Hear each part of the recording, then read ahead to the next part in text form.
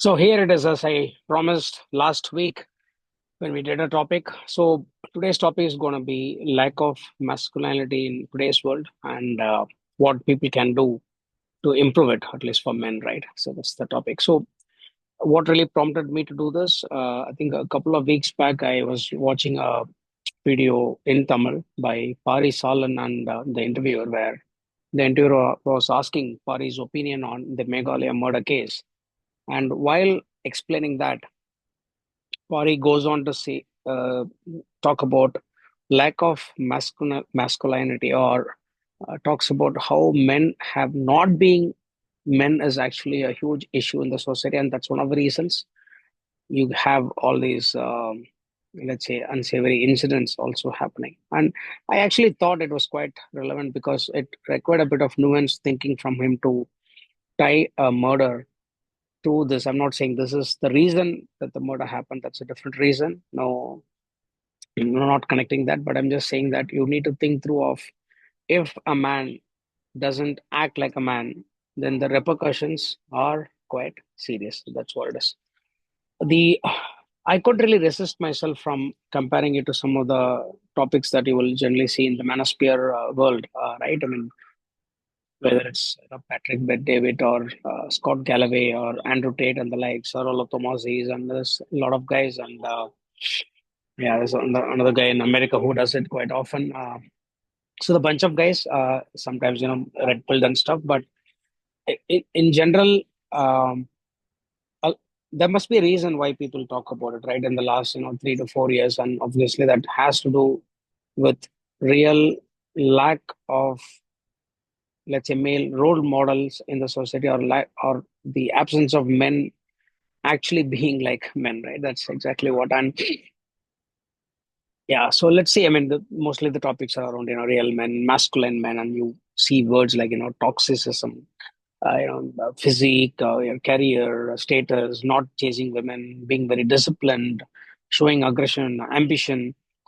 Some of the advice from those quarters, the red pill quarters, if you see, could sound like rhetoric, but if you actually think through, there's not much proof that it is not working. In fact, absence of some of these qualities have been shown clearly that it's not working out for men, where it's not been shown that presence of it is actually quite damning for the society. In fact, so there are very strong evidences that lack of masculinity itself is a big issue worldwide, nothing specific to a particular country or continent. Right? Cool. The other thing that we have to remember is, before going into the depth, other thing we have to remember is, not all men will fall into this frame of how, let's say, even some of these influencers tend to describe how men need to be, because not everybody want to, or not everybody can. Those are, I mean, it's one thing to be wanting to be something. It's one thing to get there eventually. Right? It's pretty hard. So a lot of other factors at play. And in general, the world also, we have to see that things have changed a lot. Largely, most societies today are gynocentric, particularly in countries like US, developed world, even India to a larger degree is probably the peak of epitome of gynocentrism. In fact, right from judiciary to the parliament and even the prime minister. So obviously, it's not going to be easy for men to be men, right? I'll link some of the videos that I watched relate to this. One is The Rise of Weak Men, Breaking Down Toxic Masculinity in America Today. That's by Patrick Bet David, I think a year ago. The other one is The Meghalaya Murder Part, which is done by Paari. Of course, it's in Tamil for people who are interested. You can translate and watch. And then I'll also share the article written by Scott Galloway, the famous professor. In fact, what he said is quite interesting. We'll cover that also. So some of the statistics, if you actually see today, right, from violence, I mean, 90-95% of the prisoners killed by males. Naturally, they're naturally prone to violence, right, which is why they in the jails. Then they're more likely to commit violence. They're also more likely to commit suicide. More likely to be a part of, more likely to do substance abuses, all these bad habits, etc. They're very likely to do compared to women. They're also actually less stronger than before, or even the previous generation. And this is something that Patrick source with statistics that right from squats to bench press, which are measures of, let's say, strength of a man on average, has declined by about 20-25%. And eventually, grip strength also has fallen. This is not surprising, right? I mean, we in fact did a video sometime back where I said that testosterone levels have been falling by over 20-25 degrees, or about 1 to 2 percentages every year, or at least 2 to 3 percentage every decade, in fact. So since the 1980s, there has been a decline of about 25-30 percentage. Same with sperm count, and kind of it describes how men are not the same your fathers and grandfathers were. Men are more obese. Laziness is on the rise, and these are statistics. Now, I'm not making this up. They're less stronger than before. They're also less stronger in their mind than before, and are more lonely. So now there are two types of men, right? One are the school going kids who are kind of confused because even in the school that they go to, all the teachers all over the world seem to be women. So there's not much of male influence apart from what they can potentially have at home. And due to higher divorce rates and women being independent and earning on their own, or more divorce, etc., a lot of people, both men and women, are living up, ending in single child, led by the mothers. There's no father figure at all. So you're completely missing one side of the masculine angle to life, which otherwise you otherwise would be privy to, right? That's a big problem. So this leads to more lonelier men, or even men who don't know how to be a man, right? Incidentally, today a friend of mine shared a screenshot with me. Sent me a forward on WhatsApp. I don't want to quote him. He's a good friend of mine, and in Prestige Shantanikan, a very talented fellow.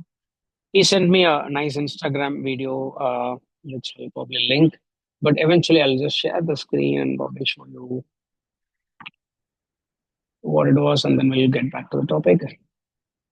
Yeah, so as you can see the screen, he sent me this, the reason why some men go quiet, and this guy is like 46, 48, maybe, right? And I sent them a reply, fantastic, good one, absolutely true. Unlike women, men don't have a strong social bond and they suffer in silence. That's what I meant. And then he said, oh, we have a close knit group of men, and if there are any issues, it's because of women usually, right? I mean, of course, different people have different issues, but this is what he was talking about. So where is all this headed, right? So we spoke about lack of masculinity, we spoke about the statistics, and then we also have to look at what can be done and how men can be a better man in general, right?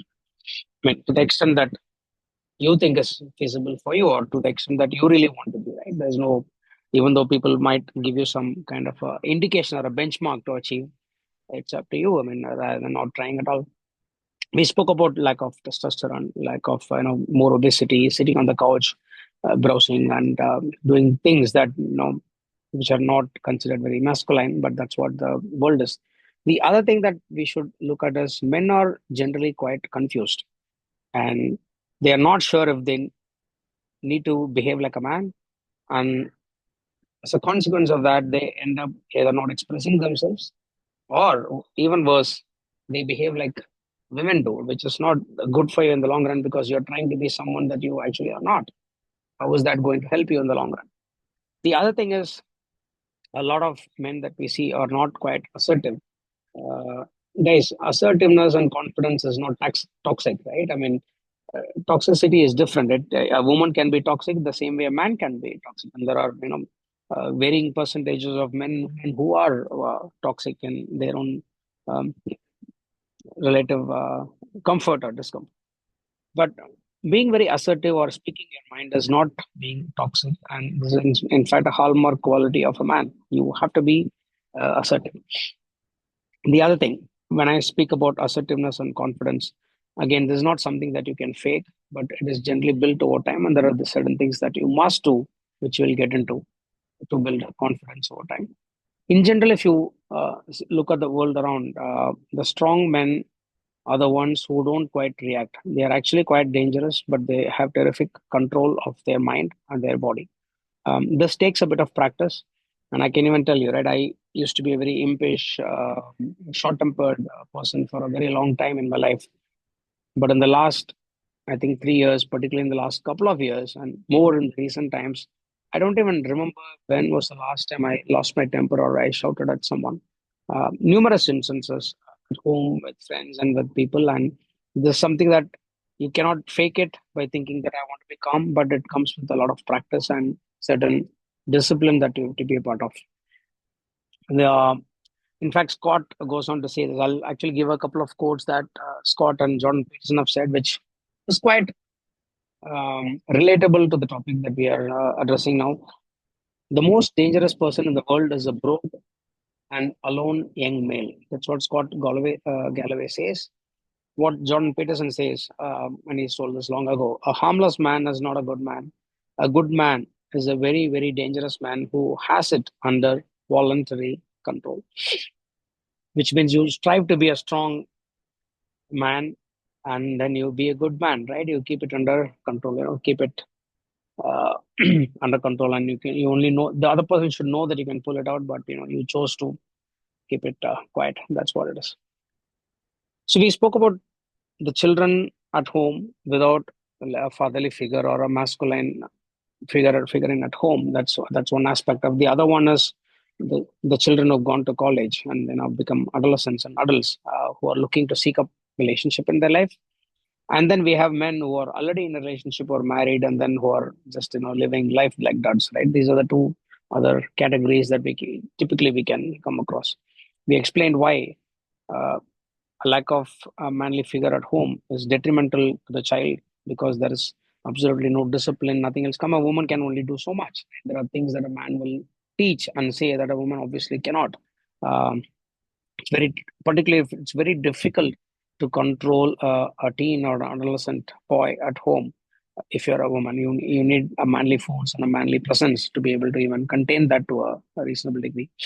The other one is, of course, in college, right? That's when men have their testosterone flowing and they're looking at finding a girlfriend or having a relationship. Now we've at least kind of emasculated men to a large degree, that, oh, you're not a real man, you're this man, etc. You're not 6 foot tall, your thing is not that big enough, etc. And you're not status rich, your biceps are not 14 inches, 17, whatever. So there's so many things that men are again getting judged upon, that men have literally emasculated themselves. And sometimes women do that. Feminism also plays a part, but largely the men start thinking, am I really worth enough of getting a girl? Now that's where the confidence just goes for a toss, because of you don't radiate confidence yourself as a man. There is no way in hell is going to she's going to see it through, right? She's not going to miss the hint that you're giving overwhelmingly.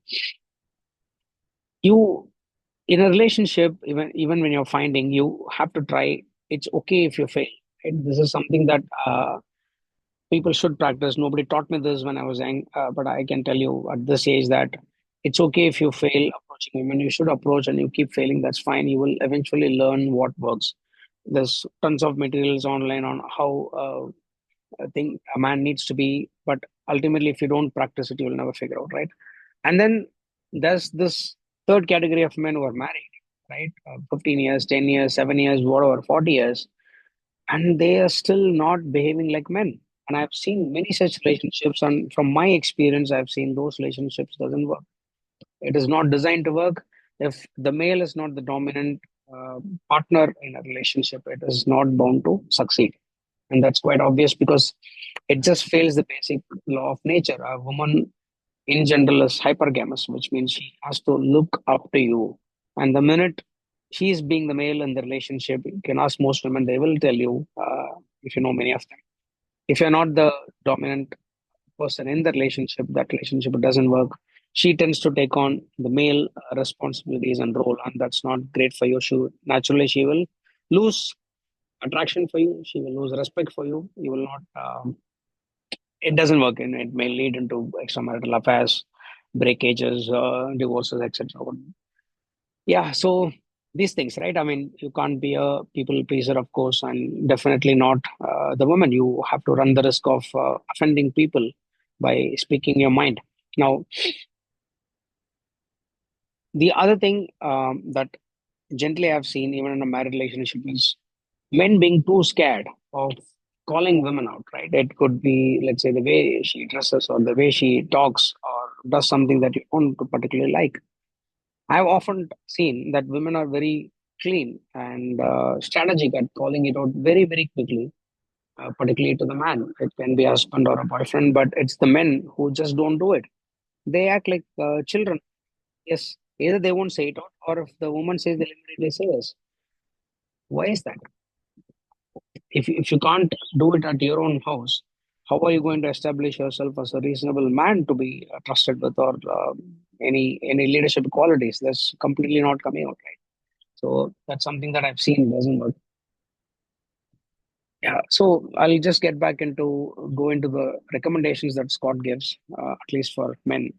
He gives three main points. I'll add a little more from my end as well. Make money, right? That's number one thing that he says. Obviously, you need money. It's a capitalistic world, and money does give you opens a lot of doors for you, and then money begets more money. So you need that. Number two is get strong or slash let's say fit. You walk into a room, people whether you have money or not.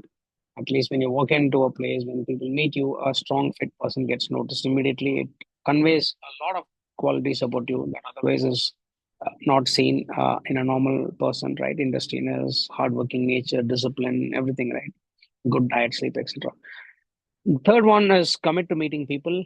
The world is full of relationships, so you should be committing to meeting people, forming and establishing new relationships. And he says, have more sex, right? That's what he says. Now, there's something that you should do. I'll give an instance of my own experience just a few days back. There's a guy called Jordan Taylor. He is in the US, and I've been in touch with him since 2016. Ever since I decided to, let's say, found Eagle Owl at the time and started, even before I started coding and did some research, I came across him. I reached out to him in 2016, and ever since I've been in touch. He has a great habit, right? Every quarter, I think, or every year, three, four times, he sends out a mail to all his contacts and says, "Hey, I reach out to you guys once in 3 months. Is there anything I can do for you?" That's it. It's just a single line, and I found it very impressive. And I was wondering, yeah, I should learn from this guy, right? And eventually, he kind of had helped me a lot 2, 3 years back. I'll not go into that, but uh, I was a little lazy to get in touch with him, right? And I was supposed to talk to him even 3, 4 months back. Over email, we connected, and then I just didn't. And last week, I reached out to him and said, "Jordan, I'm sorry. I'm very ashamed that I didn't keep my end of the bargain. Can we connect?" We had a great chat last Friday evening. No business, nothing, just what's going on in life, how is family and how's kids. No strings attached. No other, let's say, ulterior motives. It's genuine conversation for 25, 30 minutes, and that's it. In fact, I should be doing such things more. I want to reach out to more people, and if yeah, I should learn this better and be a better man. Okay, so I spoke about 3 points that Scott says, and I will also add a few more. Practice rejection. This one is very important. It can be in life, it can be in business, it can be in sales. Just practice. Learn to reach out. It's okay if you get rejected. It'll make you kind of immune and resilient in life. Life is going to be a lot of rejections, right? Very few things are going to be success factors for you. Most of the things are going to be rejection factors, which will pull you down. So it's okay whether you're young, in school, college, dating, prospects, whatever is your life. Approach women. Don't feel shy. Relationship is very important for your success too. So you need to be able to learn how to approach women and have them for marriage, right? So do that. Learn to speak your mind. I think I touched upon it. You will end up offending someone. You always run the risk of offending someone by speaking your mind. I run the risk of doing that by doing these podcasts. There'll be like thousands of people who don't like them. There'll be a lot of hateful comments. That's part of life, guys. I mean, you need to be able to do that.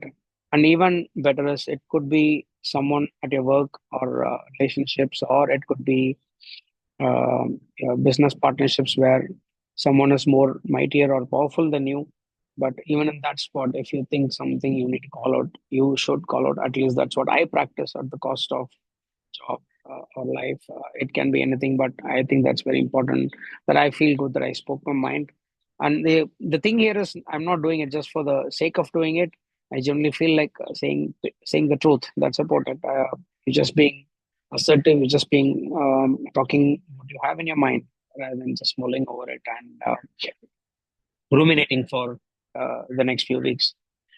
Get busy. The third one, let's say you can add it as a sixth point, in addition to what Scott Galloway said. Get busy doing something all the time, right?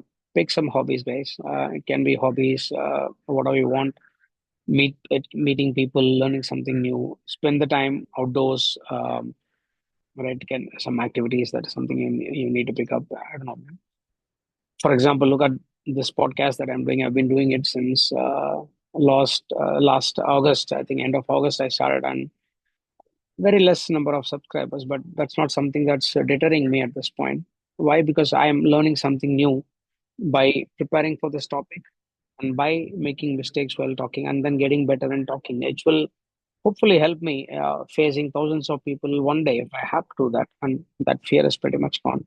That's, making small incremental progress in your life rather than not doing much. So these are the three points that I had to add apart from what Scott Galloway said. Make money, get strong, fit, commit to meeting people and form good relationships. Yeah. So that brings to the end of it. In general, I think it makes sense for a man to be a man, and you should be proud of it, just as women are proud of being a woman.